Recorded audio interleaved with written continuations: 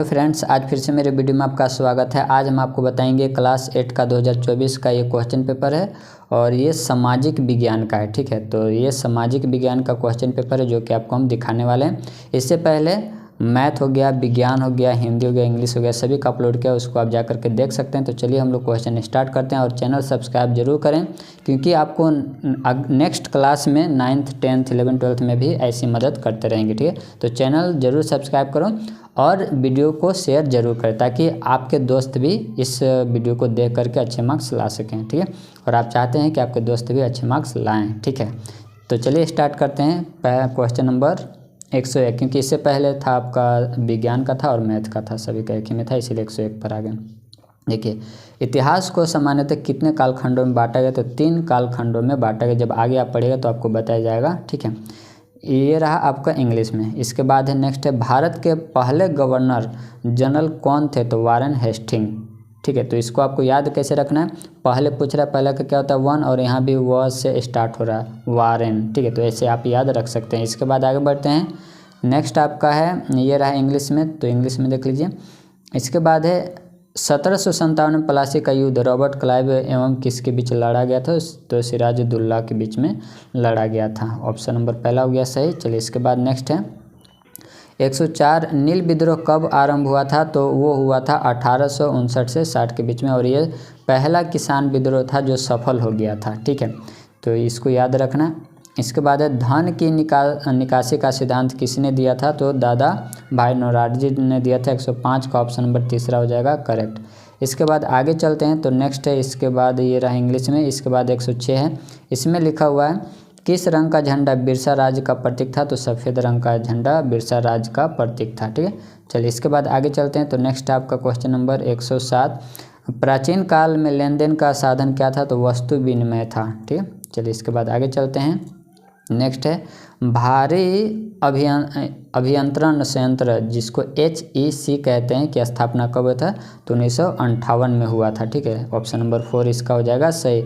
Heavy engineering corporation इसका full form हो जाएगा। इसके बाद नेक्स्ट है, मलमल यानी कि मसलिन क्या है? तो यह एक रेशमी कपड़ा नहीं, बारीक सूती कपड़ा। ऑप्शन नंबर 2 हो जाएगा सही। इसके बाद आगे बढ़ते हैं। नेक्स्ट आपका है क्वेश्चन नंबर 110, 1857 के विद्रोह को किस नाम से जाना जाता है? तो सिपाही विद्रोह के नाम से भी जाना जाता है। ठीक है, तो इसको आप याद रखना। इसके बाद नेक्स्ट है, ठाकुर विश्वनाथ सहदेव को फांसी कब दी गई? तो 16 अप्रैल 1858 को फांसी दे दी गई थी। इसके बाद आगे बढ़ें। तो नेक्स्ट है, कौन भारत को असभ्य देश मानता था? तो वो था थॉमस बेबिंगटन मैकाले। चलिए इसके बाद आगे बढ़ जाएं। नेक्स्ट है, शांति निकेतन की स्थापना कब हुआ था? तो 1901 में रविंद्रनाथ टैगोर शांति निकेतन की स्थापना किए थे। ये भी आप याद रखिएगा। चलो इसके बाद वीडियो अच्छा लगे तो लाइक जरूर करना और कमेंट करके बताना।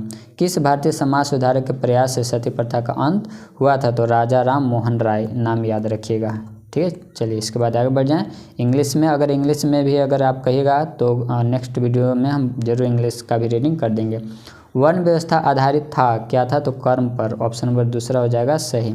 इसके बाद आगे बढ़ें। तो नेक्स्ट है, जालियांवाला बाग हत्याकांड किस वर्ष घटित हुआ था?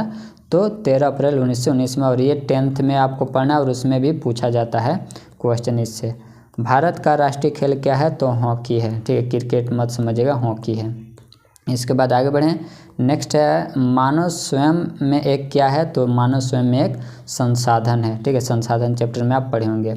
इसके बाद नेक्स्ट आपका क्वेश्चन है, जैव संसाधन होता है क्या? होता है जैव संसाधन? तो जीव जंतुओं से व्युत्पन्न होता है। ऑप्शन नंबर पहला हो जाएगा सही। वैसे संसाधन जिनकी प्रकृति शीघ्रता से नवीकरण कर लेता है वो क्या करता है? नवीकरणीय संसाधन। ठीक है, इसके बाद नेक्स्ट आपका है, ये इंग्लिश में हो गया। चलिए इसके बाद है, जल ग्रह किसे कहा जाता है? तो पृथ्वी पर ही जल है, इसलिए पृथ्वी को जल ग्रह भी कहते हैं, नीला ग्रह भी कहते हैं। ये सब आप याद रखिएगा। इसके बाद है, निम्नलिखित में से कौन सी विधि तीव्र ढालों पर मृदा अपरदन को रोकने के लिए सर्वाधिक उपयुक्त है? तो वो है समोच्च रेखीय जुताई। ठीक है, पूरे खेत को ही जोत देना। तो तीसरा ऑप्शन हो जाएगा सही। इसके बाद है, विश्व वन दिवस कब मनाया जाता है? तो 21 मार्च को विश्व वन दिवस मनाया जाता है। पर्यावरण दिवस कब मनाया जाता है? तो 5 जून को। ठीक है, विश्व पर्यावरण दिवस 5 जून को याद रखना। इसके बाद आगे बढ़ें। किस खनिज को काला सोना कहते हैं? तो काला सोना जो कहते हैं वो पेट्रोलियम को कहते हैं, लेकिन काला हीरा अगर पूछेगा तो कोयला को कहते हैं काला हीरा, और काला सोना पेट्रोलियम को याद रखना। ऑप्शन नंबर 4 हो जाएगा सही। इसके बाद है बॉक्साइट उत्पादन में भारत में झारखंड का कौन सा स्थान है? तो दूसरा स्थान है, पहला स्थान पर उड़ीसा है। ठीक है, तो दूसरा स्थान है, ऑप्शन नंबर 2 हो जाएगा सही। इसके बाद आगे बढ़ जाएं, नेक्स्ट है निम्न में से कौन ऊर्जा का गैर परंपरागत स्रोत नहीं है? तो कोयला गैर परंपरागत ऊर्जा का स्रोत नहीं है, कोयला एक न एक दिन खत्म हो जाएगा। ठीक है, इसीलिए वो। चलिए इसके बाद आगे बढ़ जाए, नेक्स्ट है सुनहरा रेशा किसे कहते हैं? ये क्लास 10th में भी पूछता है। ठीक है, तो पटसन, ऑप्शन नंबर पहला हो जाएगा सही। इसके बाद आगे बढ़ते हैं, तो नेक्स्ट है निम्न में कौन प्रमुख पेय पदार्थ है जिसको हम लोग पी सकते हैं? तो चाय और कहवा को। ठीक है, आपको दूध और शरबत नहीं, ये पेय पदार्थ ही है चाय और कहवा। चलिए इसके बाद आगे बढ़ जाए, नेक्स्ट है मनुष्य की जिन क्रियाओं से आय बढ़ती और आर्थिक उन्नति होती है उन्हें क्या कहते हैं? तो उसको कहते हैं आर्थिक क्रिया कहते हैं, तीसरा ऑप्शन हो जाएगा सही। इसके बाद आगे बढ़ते हैं, तो नेक्स्ट आपका क्वेश्चन 130 है संचार के साधन का एक उदाहरण क्या है? इंटरनेट है। ठीक है, चलिए इसके बाद आगे बढ़ जाएं, नेक्स्ट आपका है किसे उद्योग की जननी कहा जाता है? तो लोहा यानी आयरन को। ठीक है, चलिए इसके बाद आगे बढ़ जाएं, नेक्स्ट आपका है मदर ऑफ इंडस्ट्री, तो आयरन। इसके बाद टिस्को को कोयला कहाँ से प्राप्त होता है? तो झरिया रानीगंज से होता है, धनबाद में ये आता है। ठीक है, ऑप्शन नंबर पहला हो जाएगा सही। इसके बाद आगे बढ़ जाएं, प्रति 1000 पुरुषों पर महिलाओं की संख्या को क्या कहते हैं? तो लिंग अनुपात कहते हैं। ठीक है, कंपटीशन लेवल का भी ये सब क्वेश्चन पूछता है जनगणना से। विश्व की कुल जनसंख्या का लगभग 75% लोग कहाँ पर रहते हैं? तो ऑप्शन नंबर 4 हो जाएगा सही, एशिया और यूरोप में। ठीक है, तो यहाँ पर जो ऑप्शन दिया हो उसके अनुसार ऑप्शन नंबर 4 करेक्ट होगा। ठीक है, चलिए इसके बाद आगे बढ़ जाएं, तो नेक्स्ट आपका क्वेश्चन नंबर है, अगला जो क्वेश्चन है इंग्लिश में भी देख लीजिए। लिखा हुआ भारत के संविधान को बनाने में कितना समय लगा था? तो 2 साल 11 महीना 18 दिन लग गया था समय। चलिए इसके बाद आगे बढ़ जाएं, नेक्स्ट है विश्व का सबसे बड़ा एवं लिखित संविधान भारत देश का ही है, सबसे बड़ा और लिखित संविधान विश्व का, और किसी देश का नहीं है। भारतीय संविधान के प्रारूप समिति के अध्यक्ष कौन थे? तो डॉक्टर भीमराव अंबेडकर। और कमेंट करके बताएं कि डॉक्टर भीमराव अंबेडकर जयंती कब मनाया जाता है। चलिए इसके बाद आगे बढ़ जाएं, नेक्स्ट आपका है भारत एक संप्रभु राष्ट्र कब बना? तो 15 अगस्त 1947 जब भारत आज़ाद हुआ था उसी टाइम बन गया था। चलिए इसके बाद आगे बढ़ जाएं, नेक्स्ट है राष्ट्रपति का कार्यकाल कितने साल का होता है? तो 5 साल का राष्ट्रपति का कार्यकाल होता है। और आप कमेंट करके बताने कि प्रधानमंत्री का कितने साल का कार्यकाल होता है। झारखंड में कितने लोकसभा सीटें हैं? तो 14 लोकसभा सीटें, और राज्यसभा सीट जो पूछेगा वो हो जाएगा 81। ठीक है, चलिए इसके बाद आगे बढ़ जाएं, नेक्स्ट आपका है क्वेश्चन नंबर ये इंग्लिश में हो गया। चलिए कार्यपालिका किसके प्रति उत्तरदायी होता है? तो विधायिका के प्रति उत्तरदायी होती है कौन? कार्यपालिका।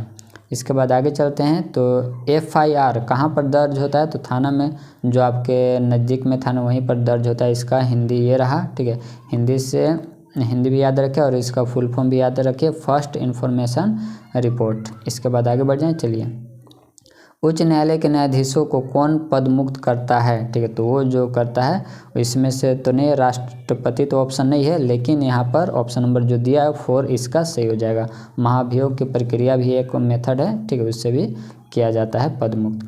सच्चर समिति का रिपोर्ट संबंधित है, तो मुस्लिम समुदाय से संबंधित है, ऑप्शन नंबर दूसरा हो जाएगा सही। ठीक है, चलिए इसके बाद है 45 है अस्पृश्यता उन्मूलन का प्रावधान संविधान के किस अनुच्छेद में है? तो ये है तीसरा ऑप्शन हो जाएगा सही, 17 अनुच्छेद में। चलिए इसके बाद है आदिवासी कौन लोग हैं? तो झारखंड के मूल निवासी, यानी मूल निवासी, दूसरा ऑप्शन हो जाएगा सही।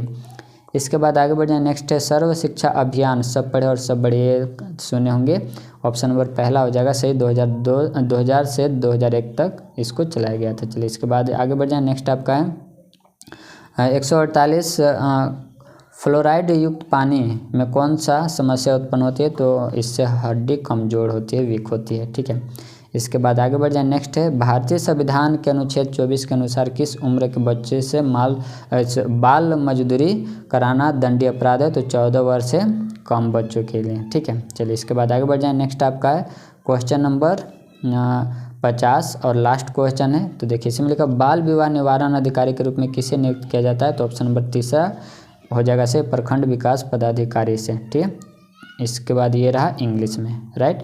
तो ये था दोस्तों क्वेश्चन आपका। उम्मीद है कि वीडियो आपको अच्छा लगा तो कमेंट और लाइक ज़रूर करें और चैनल सब्सक्राइब जरूर करो, ठीक है। और अपने दोस्त के पास शेयर कीजिए ताकि उनको भी ये फ़ायदा मिले। तो मिलते हैं नेक्स्ट वीडियो में।